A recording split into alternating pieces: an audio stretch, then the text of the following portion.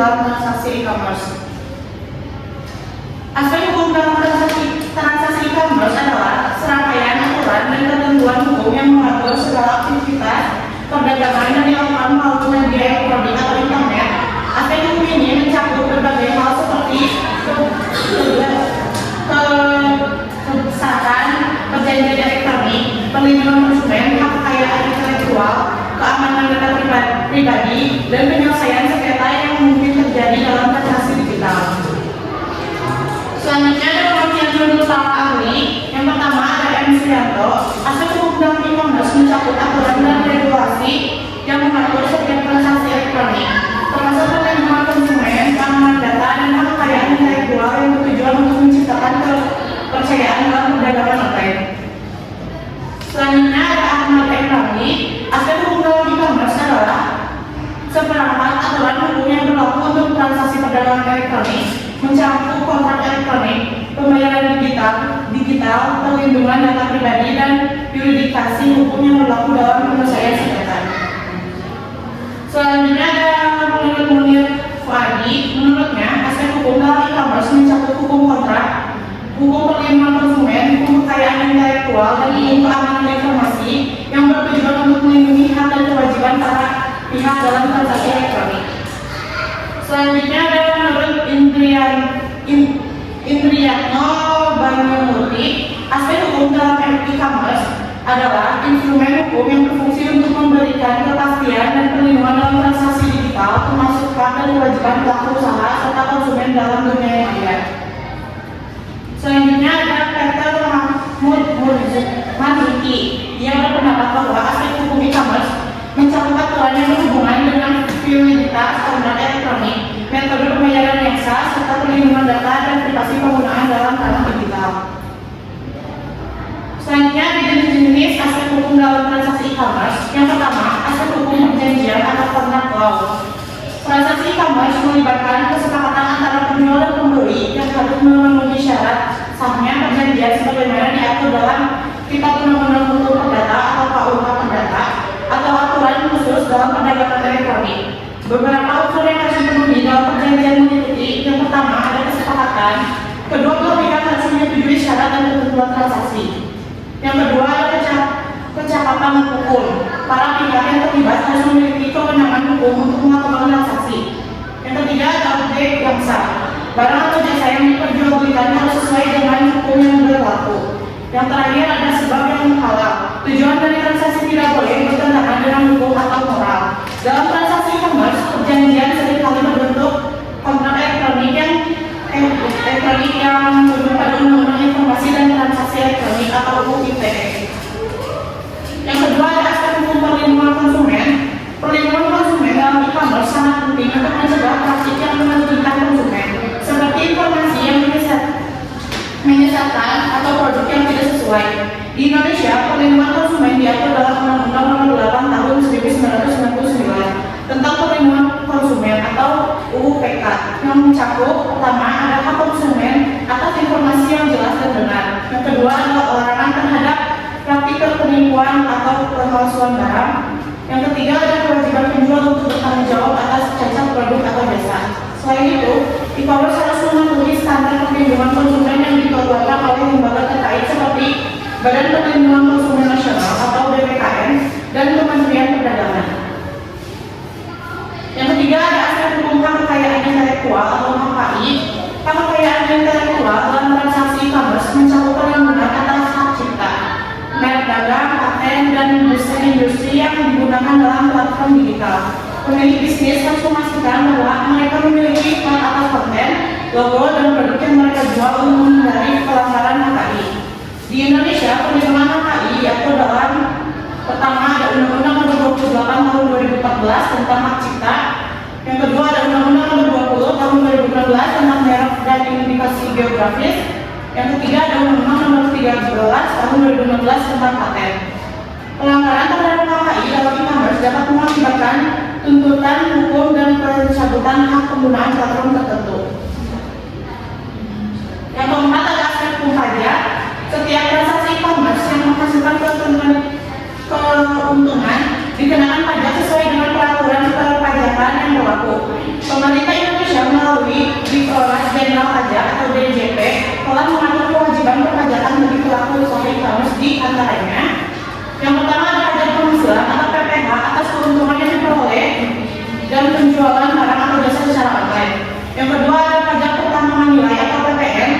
bagi pelaku usaha yang memiliki peredaran bruto tertentu. Yang ketiga, ada pajak penyelenggara perdagangan melalui sistem elektronik atau PMSE, termasuk pajak digital untuk platform asing seperti marketplace dan penyedia layanan digital. Yang terakhir ada kepatuhan pajak dalam transaksi e-commerce penting untuk menghindari sanksi hukum dan denda dari otoritas pajak. Yang kelima, ada aspek hukum perlindungan data dan privasi. Transaksi e-commerce melibatkan pengumpulan dan pengolahan data pribadi konsumen seperti nama, alamat, nomor telepon, dan informasi pembayaran. Oleh karena itu, perlindungan data pribadi menjadi sangat penting untuk mencegah penyalahgunaan atau kebocoran data di Indonesia. Regulasi terkait perlindungan data pribadi diatur dalam pertama Undang-Undang Nomor 27 Tahun 2022 tentang perlindungan data pribadi atau UU PDP. Yang kedua, ada Peraturan Pemerintah Nomor 71 Tahun 2019 tentang penyelenggaraan sistem dan transaksi elektronik atau PSTE. Pelaku usaha e-commerce harus memastikan bahwa data konsumen dikelola dengan aman dan digunakan sesuai dengan persetujuan yang diberikan. Keenam, ada aspek hukum keamanan siber atau cyber law.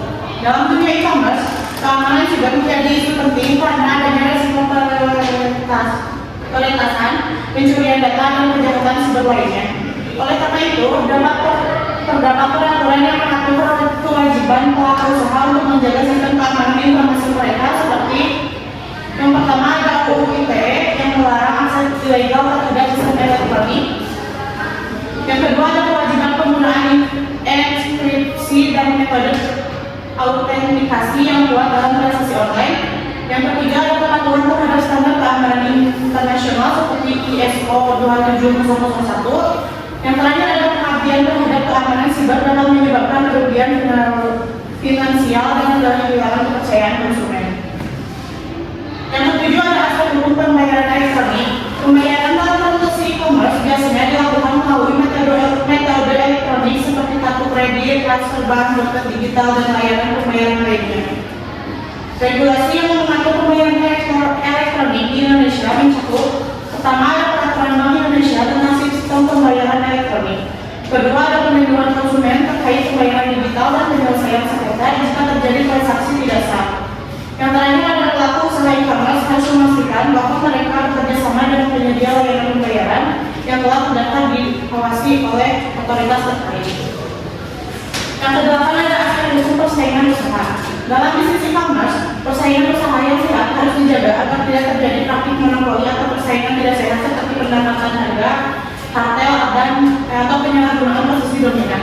Di Indonesia, persaingan usaha diatur dalam pertama ada Undang-Undang Nomor 5 Tahun 1999 tentang larangan praktik monopoli dan persaingan usaha tidak sehat. Kedua ada pengawasan oleh Komisi Pengawas Persaingan Usaha atau KPPU untuk menghindari praktik yang merugikan pasar. Yang kesembilan ada aspek hukum tanggung jawab produk. Pelaku usaha e-commerce bertanggung jawab atas kualitas barang atau jasa yang mereka jual, termasuk jika produk yang dijual menyebabkan kerugian atau kerusakan bagi konsumen. Tanggung jawab produk ini diatur dalam UPK dan peraturan sektor tertentu seperti produk kesehatan atau elektronik. Kesimpulannya, transaksi e-commerce mencakup berbagai bentuk interaksi bisnis melalui teknologi digital, memberikan fleksibilitas dalam cara bisnis dan individu memenuhi kebutuhan perdagangan mereka.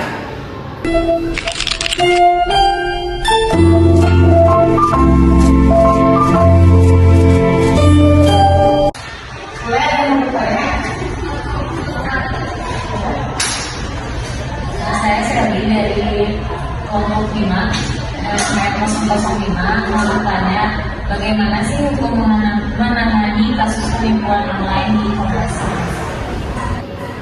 Saya mau bantu jawab ya Sally. Asli soalnya bagaimana hukum menangani kasus penipuan online di e-commerce, yaitu kasus penipuan online di e-commerce dapat ditangani melalui ketentuan hukum pidana dalam pasal 378 KUHP tentang penipuan serta Undang-Undang Nomor 11 Tahun 2008 tentang Informasi dan Transaksi Elektronik atau UU ITE yang mengatur ancaman pidana bagi pelaku penyebaran informasi menyesatkan yang merugikan konsumen. Korban dapat melaporkan kejadian di platform e-commerce untuk menyelesaikan awal atau langsung mengajukan laporan ke polisi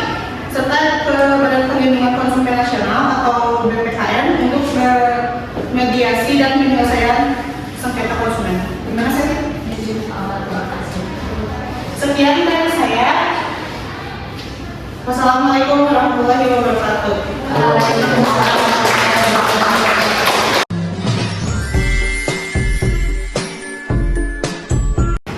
Assalamualaikum warahmatullahi wabarakatuh. Waalaikumsalam warahmatullahi wabarakatuh.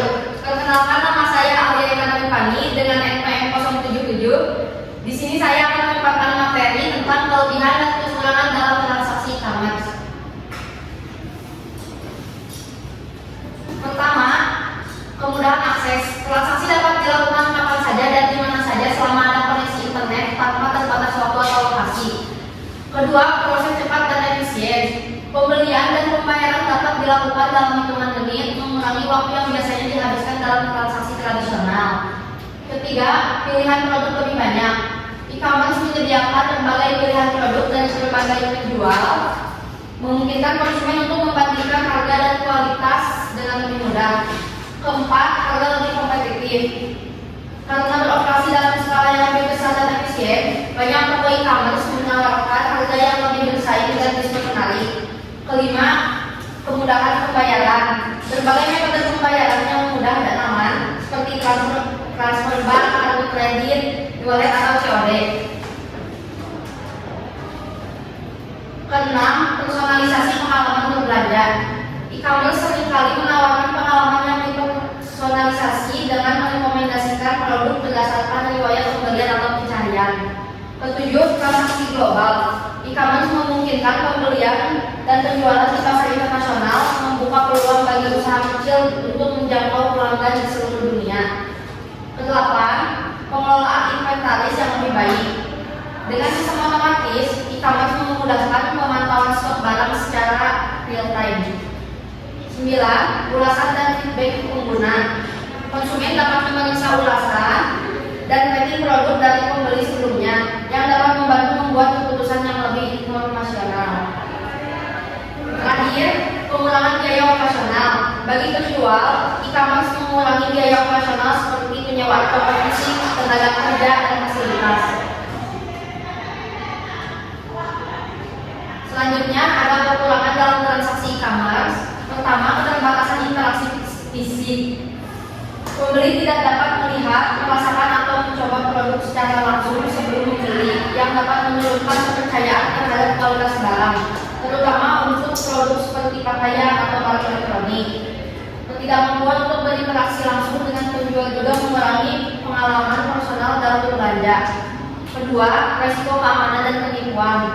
Pengguna metode pembayaran online dapat meningkatkan risiko kebocoran data pribadi dan informasi kartu kredit. Penipuan atau kegiatan penipuan dapat terjadi seperti produk yang tidak sesuai dengan deskripsi atau situs web yang tidak sah. Ketiga, ketergantungan pada koneksi internet. Transaksi e-commerce sangat bergantung pada koneksi internet yang stabil. Jika pengguna berada di daerah yang dengan akses internet yang buruk, transaksi dapat terganggu atau tidak dapat dilakukan sama sekali. Keempat, biaya pengiriman dan pengembalian. Meskipun belanja online memberi kenyamanan, biaya pengiriman sangat mahal, terutama untuk pengiriman internasional atau pengiriman cepat. Kelima, masalah pengiriman dan waktu pengiriman. Pengiriman barang mungkin memakan waktu lebih lama dibandingkan dengan belanja di toko fisik. Hal ini bisa mengecewakan bagi konsumen yang membutuhkan produk dalam waktu yang cepat. Kerusakan atau kehilangan barang selama pengiriman juga bisa menjadi masalah yang merugikan bagi konsumen maupun penjual. Keenam, kurangnya personalisasi dalam layanan. Beberapa konsumen merasa bahwa pengalaman berbelanja di platform e-commerce kurang personal dibanding berbelanja di toko fisik, di mana mereka dapat berinteraksi langsung dengan staf penjual. Meskipun ada algoritma rekomendasi produk, hal tersebut tidak selalu dapat memberikan sentuhan personal yang dibutuhkan oleh sebagian konsumen. Ketujuh, keterbatasan akses untuk beberapa kelompok. Tidak semua orang memiliki akses mudah ke teknologi yang internet, sehingga kelompok tertentu, terutama mereka yang lebih tua atau tinggal di daerah terpencil, mungkin kesulitan untuk bertransaksi secara online. Beberapa pengguna juga mungkin merasa kurang nyaman menggunakan platform digital untuk bertransaksi, terutama dengan metode pembayaran online.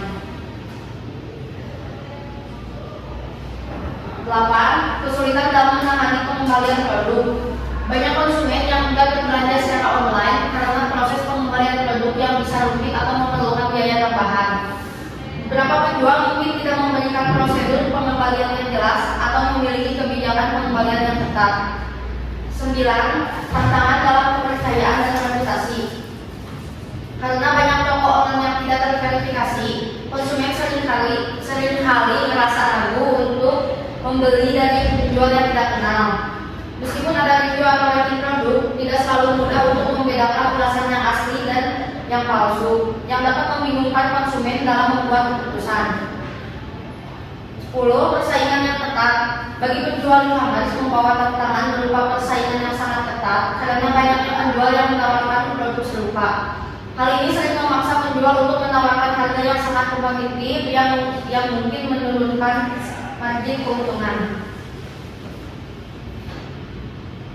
Selanjutnya ada solusi. Pertama, meningkatkan keamanan dan perlindungan data.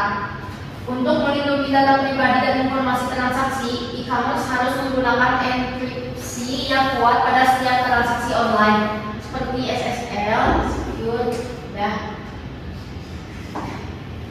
Audit keamanan wajib. Melakukan pemeriksaan dan audit keamanan secara berkala untuk mendeteksi potensi celah atau ancaman terhadap sistem. Kedua, meningkatkan pengalaman pengguna atau user experience.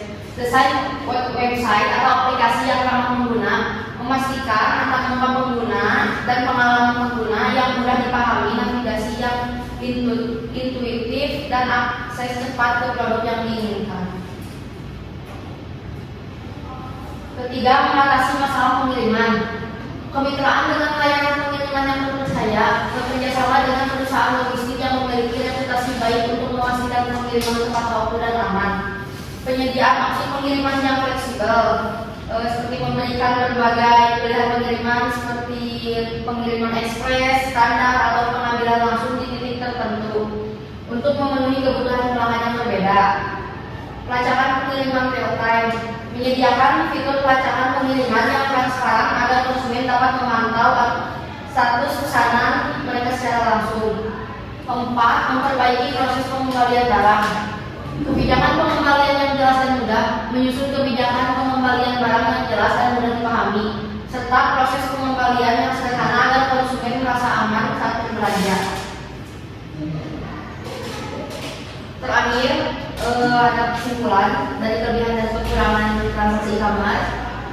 Transaksi e-commerce menawarkan banyak keuntungan seperti kemudahan akses, proses yang cepat, pilihan produk yang lebih beragam, dan harga yang lebih kompetitif.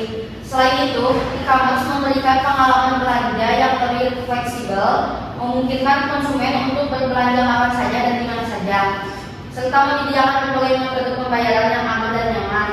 Bagi penjual, e-commerce membuka peluang untuk menjangkau pasar yang lebih luas dengan biaya operasional yang lebih rendah. Namun, kekurangan e-commerce juga perlu diperhatikan. Tantangan utama mencakup keterbatasan dalam interaksi fisik yang dapat menurunkan kepercayaan terhadap kualitas produk, serta risiko terkait dengan keamanan data dan potensi penipuan. Selain itu, masalah pengiriman yang lambat, biaya tambahan untuk pengiriman, dan kesulitan dalam pengembalian barang juga menjadi perhatian bagi konsumen. Ketergantungan pada koneksi internet dan kurangnya personalisasi dalam layanan juga dapat mengurangi kenyamanan berbelanja.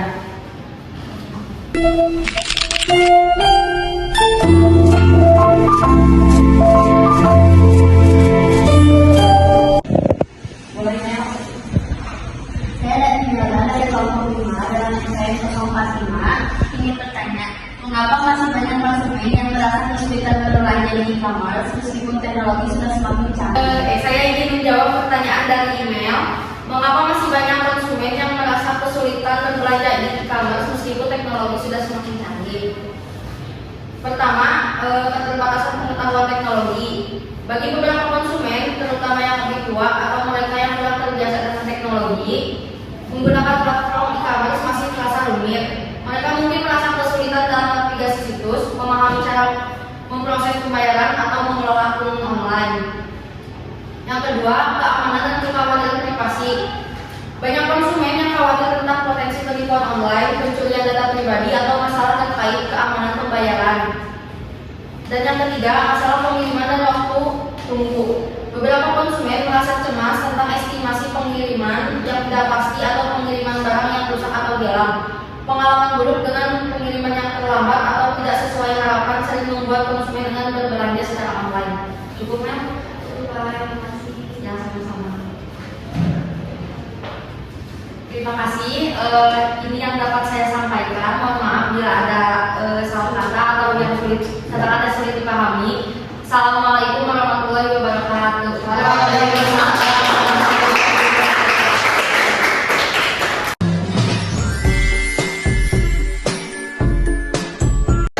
Assalamualaikum warahmatullahi wabarakatuh. Waalaikumsalam warahmatullahi wabarakatuh. Saya Putri Nur Fadela dengan NPM 054 ingin mempresentasikan tentang permasalahan dan kendala saya dalam transaksi e-commerce. Di sini yang akan dibahas yang pertama ada permasalahan asal hukum dalam transaksi e-commerce, yang kedua ada penyelesaian dalam transaksi e-commerce, dan yang terakhir ada syaratnya. Permasalahan aspek hukum dalam transaksi e-commerce yaitu segala bentuk kendala atau hambatan yang muncul dalam transaksi perdagangan elektronik melalui elektronik terkait dengan aturan hukum yang mengatur hubungan antara pelaku usaha, konsumen, dan pihak ketiga. Permasalahan ini mencakup isu-isu seperti perlindungan data, keabsahan kontrak digital, keamanan data pribadi, serta pelanggaran hak kekayaan intelektual dan tindak kejahatan cyber. Selanjutnya yang pertama ada perlindungan konsumen, di mana e-commerce melibatkan penjual dan pembeli yang mungkin tidak saling bertemu secara fisik. Oleh karena itu, perlindungan konsumen menjadi sangat penting. Yang pertama ada hak untuk informasi, yaitu konsumen berhak mendapatkan informasi yang lengkap mengenai barang atau jasa yang ingin dibeli atau yang ditawarkan seperti harga, deskripsi, produk, serta dan lain-lain. Yang kedua, kewajiban penjual. Penjual harus memberikan produk yang sesuai deskripsi dan bertanggung jawab atas kerugian produk yang tidak sesuai atau produk yang cacat. Yang ketiga, perlindungan konsumen atau Undang-Undang Nomor 8 Tahun 1999 yang isinya mengatur hak konsumen dalam transaksi e-commerce. Selanjutnya di sini ada nomor 2, hukum kontrak elektronik. Validitas kontrak elektronik transaksi e-commerce seringkali melibatkan kontrak digital. Dalam hukum, kontrak ini sah jika memenuhi syarat umum kontrak seperti kesepakatan para pihak, objek yang jelas, dan dasar hukum yang sah. Yang kedua ada tanda tangan elektronik. Di banyak negara, terutama di Indonesia, melalui Undang-Undang ITE atau Undang-Undang Informasi dan Transaksi Elektronik mengakui tanda tangan elektronik sebagai bukti sah dalam transaksi. Selanjutnya yang nomor 3 ada hukum perlindungan data pribadi. E-commerce melibatkan pengumpulan data pribadi pengguna seperti nama, alamat, informasi pembayaran. Di Indonesia, UU Perlindungan Data Pribadi atau UU PDP mengatur bagaimana data ini harus dilindungi. Yang pertama, ada mendapatkan persetujuan pengguna sebelum mengumpulkan data. Yang kedua, menggunakan data hanya untuk tujuan yang sah dan sesuai perjanjian, serta nomor 3, menjamin keamanan data dari akses yang tidak sah. Yang keempat adalah kekayaan intelektual. Produk yang dijual secara online seringkali melibatkan hak cipta, merek dagang, atau desain yang dilindungi oleh hukum. Perusahaan e-commerce harus memastikan yang pertama, barang yang dijual tidak melanggar hak kekayaan atau hak kekayaan intelektual pihak lain. Yang kedua, platform e-commerce mereka tidak memfasilitasi perdagangan barang yang palsu. Selanjutnya, nomor 5 ada pajak dalam transaksi e-commerce. Penjualan di platform e-commerce wajib mematuhi aturan perpajakan yang berlaku, seperti PPN atau pajak pertambahan nilai atas barang dan jasa yang dijual secara online. Yang kedua ada pajak penghasilan atau PPH, di mana untuk pedagang atau penyedia layanan. Dan yang ketiga di Indonesia pajak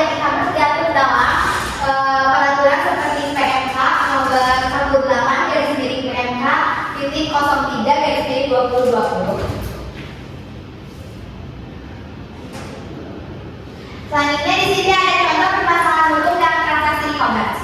Yang pertama, ada penipuan online. Yang kedua, perlindungan barang ilegal atau terlarang. Yang ketiga, penjualan produk yang melanggar hak cipta. Yang keempat, kebocoran data pribadi konsumen. Yang kelima, kejahatan cyber. Yang keenam, penyalahgunaan ulasan dan testimoni palsu. Yang ketujuh, konflik lintas negara, dan yang terakhir adalah sengketa transaksi. Selanjutnya di sini ada penyelesaian aspek hukum dalam transaksi e-commerce. Penyelesaian aspek hukum dalam transaksi e-commerce di Indonesia dapat dilakukan melalui jalur non litigasi atau litigasi.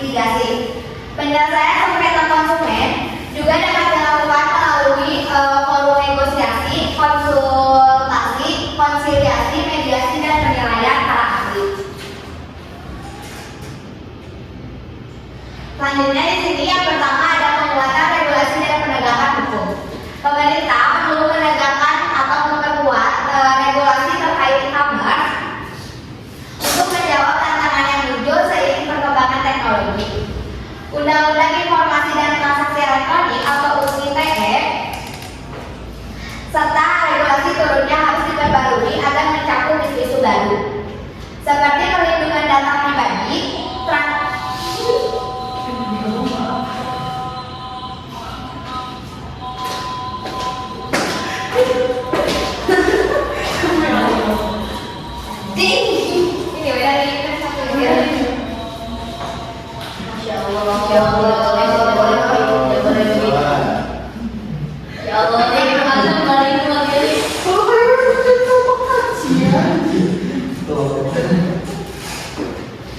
Selanjutnya di sini ada penguatan regulasi dan penegakan hukum. Pemerintah perlu memperkuat regulasi terkait e-commerce untuk menjawab tantangan yang muncul seiring perkembangan teknologi. Undang-Undang Informasi dan Transaksi Elektronik atau UU ITE serta regulasi turunannya harus diperbarui agar mencakup isu-isu baru seperti perlindungan data pribadi, transaksi aset digital, dan kejahatan cyber. Langkah yang dapat diambilnya seperti yang pertama ada regulasi, yang kedua penerapan sanksi tegas, dan yang ketiga peningkatan kapasitas aparat penegak hukum. Selanjutnya di sini ada yang kedua, yaitu meningkatkan keamanan digital. Keamanan digital menjadi faktor paling penting dalam menyelesaikan masalah hukum e-commerce, terutama yang berkaitan dengan penyalahgunaan data pribadi, peretasan, dan kejahatan cyber. Langkah yang dapat diambilnya, yang pertama ada penerapan teknologi keamanan, yang kedua standarisasi keamanan platform, yang ketiga ada sosialisasi kepada masyarakat. Selanjutnya di sini ada yang ketiga, perlindungan hak konsumen. Konsumen merupakan pihak yang paling rentan dirugikan dalam transaksi e-commerce. Oleh karena itu, regulasi harus memberikan perlindungan maksimal kepada para konsumen. Langkah yang dapat diambil, yang pertama ada transparansi informasi, yang kedua ada layanan pengaduan, dan yang ketiga ada peraturan pengembalian dana. Yang keempat, ada kerjasama internasional karena transaksi e-commerce sering melibatkan pihak dari berbagai negara.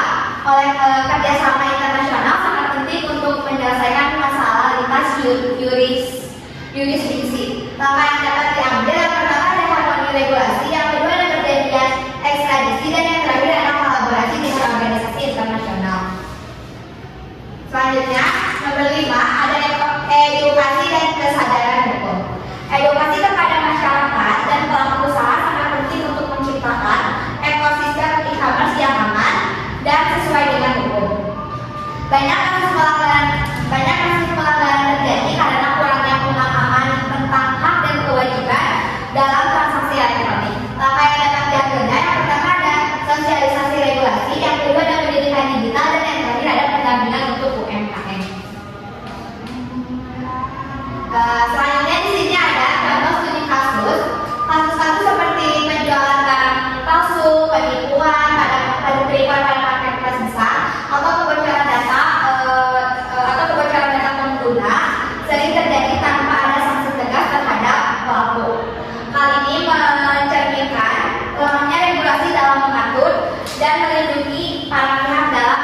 ekosistem e-commerce. Selanjutnya di sini ada kesimpulan. Permasalahan hukum dalam transaksi e-commerce seperti penipuan, pelanggaran privasi dan kejahatan cyber terjadi karena kurangnya regulasi dan keamanan. Penyelesaiannya meliputi penguatan aturan hukum, peningkatan keamanan digital, perlindungan konsumen, serta edukasi. Langkah-langkah konsumen, langkah-langkah ini diperlukan untuk menciptakan ekosistem e-commerce yang aman dan terpercaya. Adapun saran, pemerintah dan pihak terkait terus memperbarui regulasi yang mengatur e-commerce dan agar mampu mengatasi tantangan di era digital. Selain itu, edukasi masyarakat mengenai hak dan kewajiban dalam transaksi e-commerce juga harus ditingkatkan.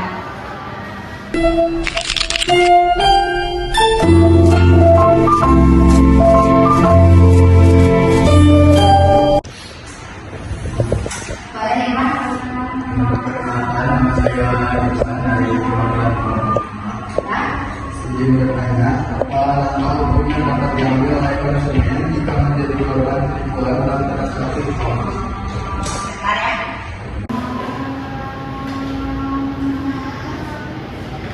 Pertanyaannya,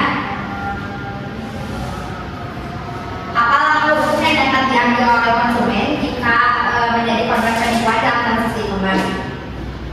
Yang pertama, dapat melaporkan kepada pihak berwajib karena penipuan dalam e-commerce dapat dilaporkan kepada pihak berwajib berdasarkan pasal 378 KUHP atau pasal 8 ayat 1 tentang UU ITE mengenai penyebaran informasi menyesatkan atau yang merugikan konsumen. Yang kedua, ada penyelesaian melalui platform e-commerce seperti Shopee, Bukalapak, TikTok Shop atau Lazada karena mereka menyediakan layanan pengembalian barang atau refund, atau bisa juga menggunakan pengaduan jika ada penipuan. Yang ketiga, ada edukasi konsumen.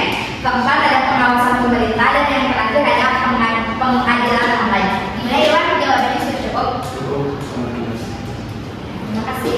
Sekian yang dapat saya paparkan. Mohon maaf bila ada kesalahan penyampaian, kesalahan penulisan. Assalamualaikum warahmatullahi wabarakatuh.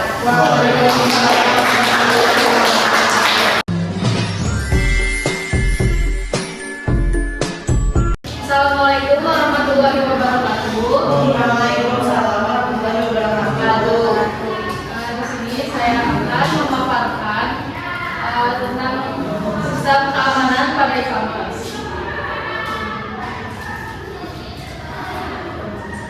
Aspek hukum pada keamanan e-commerce mencakup berbagai elemen yang bertujuan untuk melindungi konsumen, pelaku usaha, dan data yang terlibat dalam transaksi digital dari ancaman seperti peretasan, penipuan, dan penyalahgunaan. Di sini ada beberapa aspek utama yang terkait dengan keamanan e-commerce. Yang pertama ada enkripsi data. Enkripsi adalah teknologi yang penting yang digunakan oleh platform e-commerce untuk melindungi data pelanggan dengan menggunakan protokol seperti SSL atau Secure Socket Layer atau TLS, yaitu Transport Layer Security. Informasi sensitif seperti data kartu kredit atau data pribadi dienkripsi saat dikirimkan dari pengguna ke server. Hal ini memastikan bahwa data tidak dapat diakses oleh pihak ketiga yang tidak sah selama proses transaksi. Misalnya pada situs web dengan URL yang diawali dengan HTTPS. Ya, seperti yang dicontoh, menandakan penggunaan enkripsi SSL atau TLS memberikan keamanan ekstra untuk transaksi online. Dan ini undang-undang yang mengatur, yaitu ada pada PP nomor 71 tahun 2019 tentang penyelenggaraan sistem dan transaksi elektronik atau PSTE. Peraturan ini mengharuskan penyelenggara sistem elektronik seperti platform e-commerce untuk melindungi data pengguna dan bertanggung jawab jika terjadi pelanggaran keamanan. Jika terjadi kebocoran data, platform ini wajib melapor dan memberikan solusi kepada pelanggan yang dirugikan. Peraturan ini juga mencantumkan sanksi administratif atau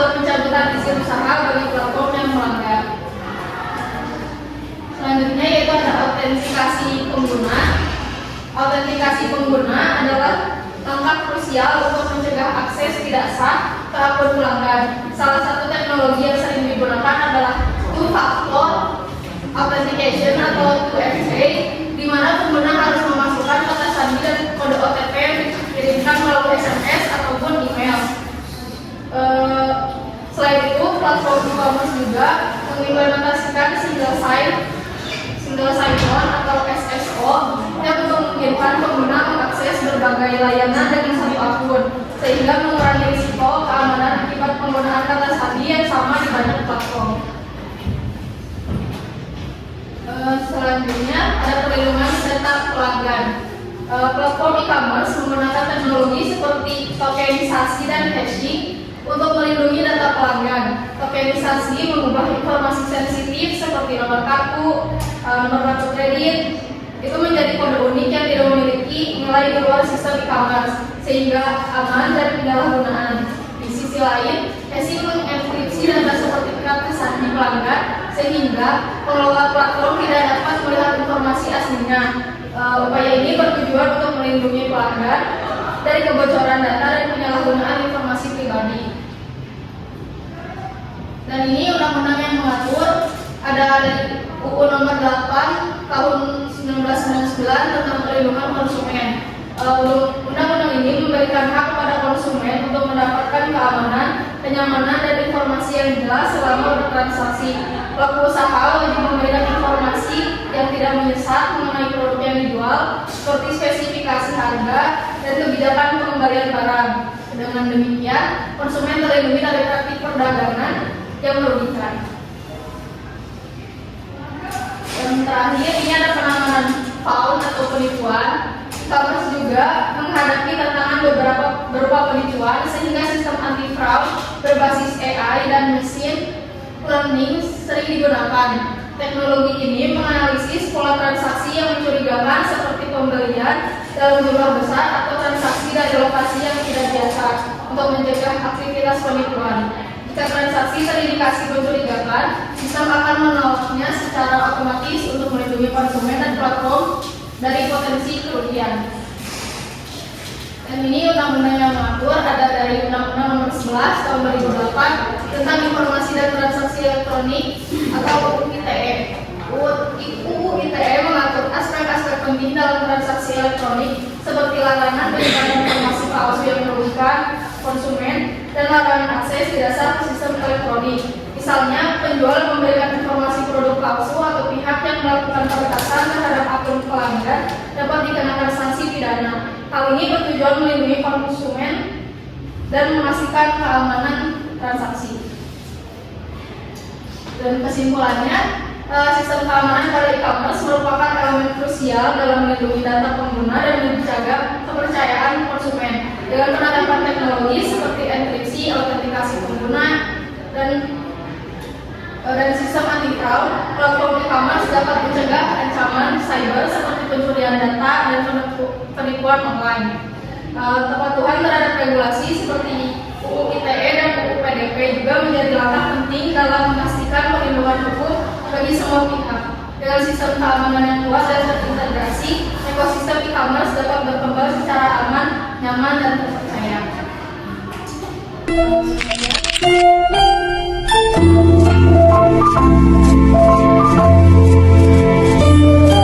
Apakah ada yang bertanya? Ya, Rika. Saya Rika dari kelompok 5 dengan MPR kelompok 1 izin bertanya. Bagaimana cara sistem mendeteksi dan menangani aktivitas yang mencurigakan dan fraud? Terima kasih. Saya ingin menjawab dari pertanyaan Rika. Sebelumnya, bagaimana cara sistem mendeteksi dan menangani aktivitas yang mencurigakan atau fraud? Sistem mendeteksi dan menangani aktivitas mencurigakan atau fraud dengan menggabungkan beberapa teknik langkah. Ada beberapa yang bisa kita ambil, yaitu yang pertama ada pendekatan deteksi, seperti analisis data atau pola perilaku. Jadi maksudnya ini kita bisa mengidentifikasi perilaku yang tidak biasa berdasarkan pola transaksi, kayak misalkan waktunya nggak jelas, lokasinya juga bisa tiba-tiba di kuburan atau di mana, kan itu patut dicurigai ya. Yang kedua ada machine learning atau pembelajaran mesin. Modal pembelajaran mesin ini bisa dilatih dengan data historis atau mengenali pola yang mencurigakan atau anomali.